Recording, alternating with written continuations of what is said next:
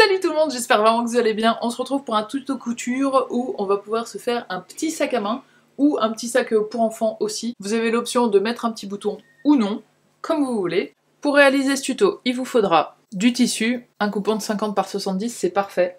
Et si possible, un tissu qui n'a pas de sens. Là, vous voyez, les fleurs sont à l'endroit, mais du coup, derrière, elles sont à l'envers. Donc s'il y a vraiment un sens très visible, ça peut être un peu embêtant. Il vous faut une règle, un stylo pour marquer le tissu, des ciseaux. J'ai aussi pris des ciseaux plus petits pour couper les petits fils, c'est plus pratique je trouve. Et enfin, si vous voulez mettre un bouton, eh ben, il vous faudra un bouton, le pied bouton pour votre machine à coudre et un découvite pour ouvrir la boutonnière.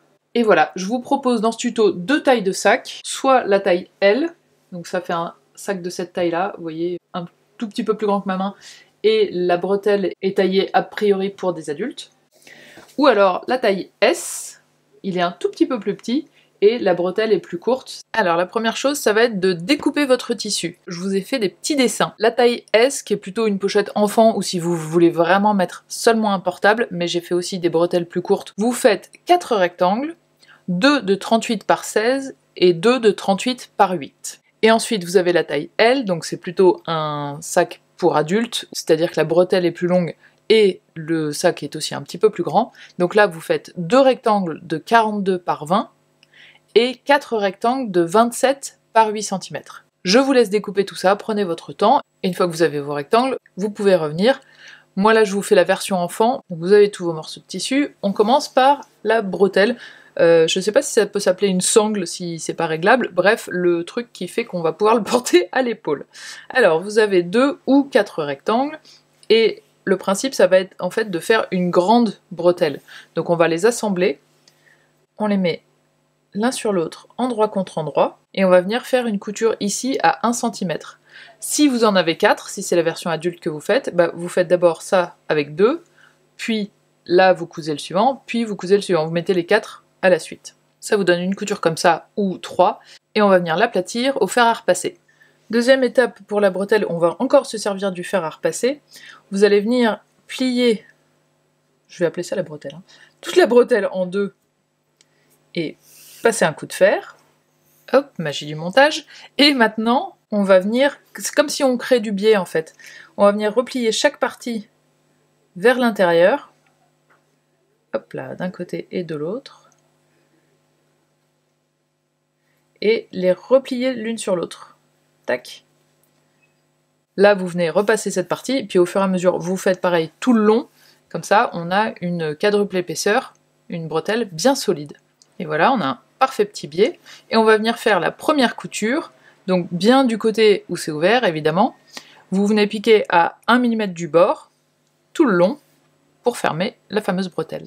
Vous faites bien un point d'arrêt au début et à la fin, c'est-à-dire un petit aller-retour pour fixer la couture. Et voilà ce que ça vous donne. Bretelle faite. On passe au sac. Vous prenez vos rectangles et on va les coudre séparément mais de la même façon. Donc on le replie sur lui-même, endroit contre endroit, et on va venir assembler chaque côté, ici et ici. Et attention, il y a une petite nuance pour le second. Hop, on va faire pareil ici, sauf ici où il ne faut pas coudre à peu près 5 cm.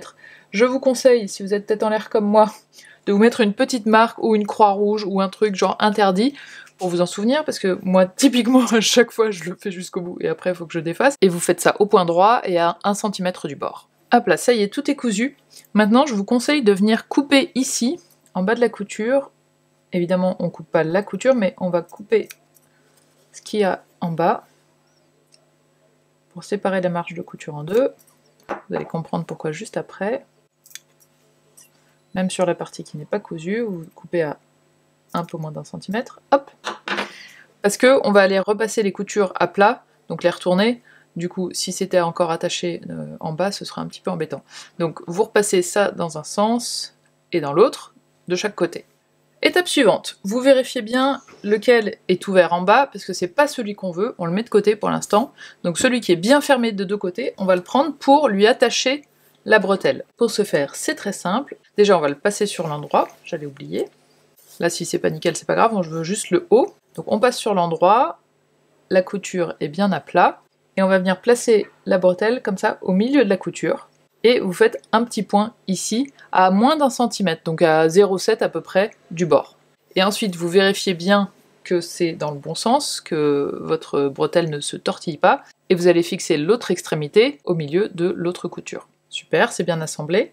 Et ensuite on va venir mettre la doublure et l'extérieur endroit contre endroit. Donc la doublure c'est celle qui est ouverte, donc là c'est très simple, vous mettez juste le sac à l'intérieur de la doublure. Bon, si le fond n'est pas super aligné, pour l'instant c'est pas très grave, mais ça peut rendre les choses plus faciles. Très important, on ne laisse surtout pas les bretelles sortir, il faut qu'elles soient entre les deux couches, ici, mais vers le bas, car, je vais vous montrer plus précisément, vous voyez là, la bretelle est là, quand on va coudre l'extérieur et la doublure, il faut absolument que la bretelle aille vers le bas. Donc vous vérifiez bien ça, que la bretelle est prise en sandwich entre les deux coutures. Là, on a la couture de l'intérieur, la couture de la doublure, et la bretelle est prise en sandwich et regarde vers le bas. Vous calez bien les deux coutures l'une sur l'autre. Si vous voulez mettre des pinces ou des aiguilles, c'est le moment de le faire. On vérifie bien aussi que ce morceau-là regarde bien vers le bas. Hop, on peut épingler si on veut, sinon on peut y aller comme ça. Et on vient faire une couture tout le tour, à 1 cm du bord, au point droit. Et pour qu'elle soit moins visible, votre couture, je vous propose de commencer à la couture, comme ça le point d'arrêt sera ici. Ça vous donne un petit pochon comme ça tout fermé, et on va se servir du petit trou qu'on a laissé exprès pour retourner l'ensemble. Donc vous attrapez le sac, et on vient tout retourner. Et si tout se passe bien, on doit voir les bretelles qui sortent du bon endroit. Normalement, hop là, elles arrivent au milieu. Avant de rentrer la doublure dans le sac, on va venir la fermer. Les plis sont déjà formés au fer à repasser, donc normalement on n'a pas grand chose à faire.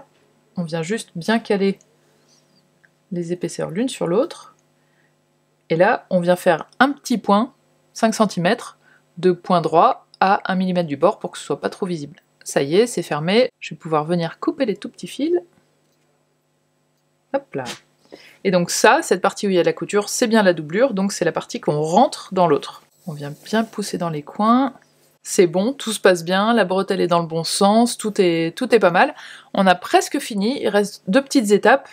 La première, ça va être de venir surpiquer tout le tour. La surpiqûre, vous voyez, c'est le tout petit point qu'il y a ici à 1 mm du bord, qui permet de bien solidariser les deux tissus ensemble, et ça fait un fini assez joli en plus. Donc vous venez faire tout le tour à 1 mm du bord, pareil, vous commencez sous la bretelle, comme ça c'est un petit peu moins visible. Bon là j'ai beau essayer de m'approcher, vous allez vraiment pas voir grand chose, on devine un tout petit peu ici, ici, voilà. Et on peut venir aussi donner un petit coup de... j'allais dire d'aspirateur, un petit coup de fer à repasser si vous voulez bien l'aplatir. Et puis dernière étape, tout à fait optionnelle, vous voyez que moi sur la mienne, j'ai posé un petit bouton. Je trouvais ça sympa de se dire qu'on pouvait la fermer. Si vous voulez mettre un bouton, donc le bouton, il va se coudre à l'intérieur, et ici, on va faire une boutonnière. Donc, faut créer la boutonnière en premier.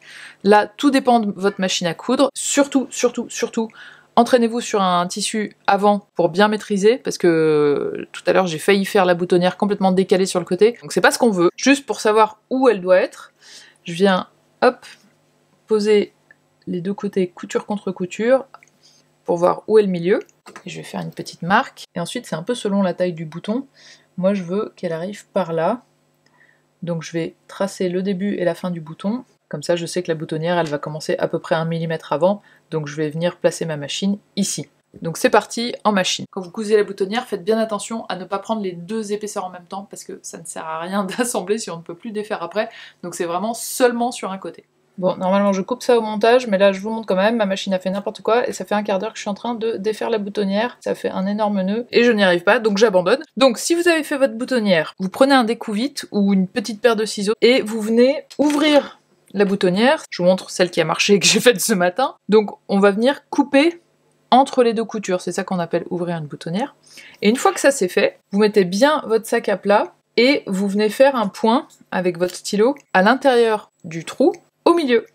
Et ce qui veut dire que vous allez avoir un point de l'autre côté au milieu de la boutonnière, et c'est ce repère-là qu'il faut prendre pour coudre votre bouton. Pour coudre le bouton, j'ai pris une aiguille à la main et je suis passée dans les deux trous. Vous voyez qu'au dos, j'ai pas fait ça de façon nickel, c'est-à-dire qu'on voit un tout petit peu, mais vu que c'est un fil blanc, très honnêtement, avant que ce soit vraiment vu par quelqu'un qui n'est pas au courant, je pense qu'on peut y aller. Trop hâte de voir ce que vous avez fait, bravo à vous. Si vous réalisez un de ces petits sacs à main et que vous le postez sur Instagram, n'hésitez pas à me taguer en mettant @marionblush dans les commentaires, comme ça je pourrais voir et partager. Et alors si jamais c'est pour offrir, je vous conseille le petit sac à main avec le mini porte-monnaie assorti, n'est-ce pas? C'est un autre tuto que j'ai fait, donc je vous mettrai le lien en barre d'infos. Hop, vous le faites un peu plus petit que dans le tuto pour qu'il passe, et il rentre dans le sac à main, donc tout est assorti. Sur ces bonnes paroles, je vous souhaite une merveilleuse semaine, une très bonne couture, et je vous dis à la prochaine. Ciao!